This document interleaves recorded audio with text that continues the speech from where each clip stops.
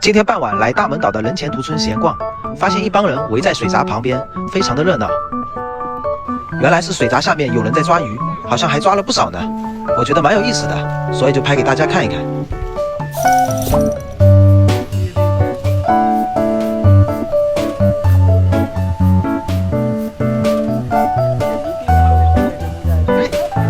我们走近看一下，他们抓的是什么鱼啊？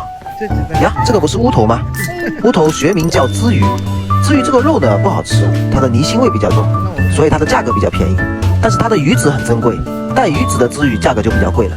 这个鱼呢，淡水、海水它都可以存活。为什么鲻鱼会出现在这里呢？首先，鲻鱼是洄游性鱼类，每年这个季节，鲻鱼要游向外海浅滩或者岛屿周围进行产卵繁殖。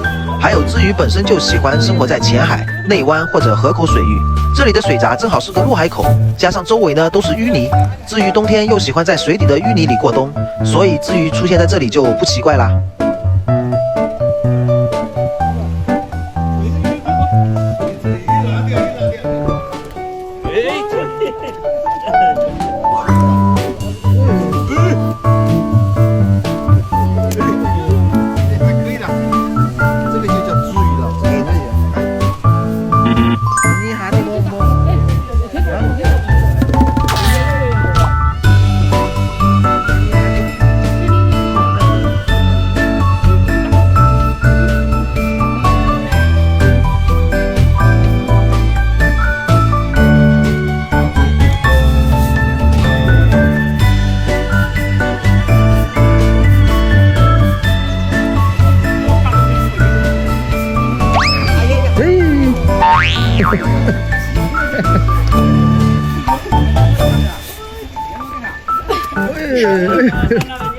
最后这位大哥拿出了钓竿，只见他一甩，鲻鱼就被甩到岸上去了，这可把我惊呆了。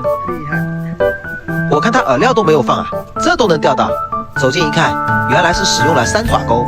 用这种钩子的技巧呢，就是快准狠，然后用它来钓跳跳鱼的话，也是非常好用的。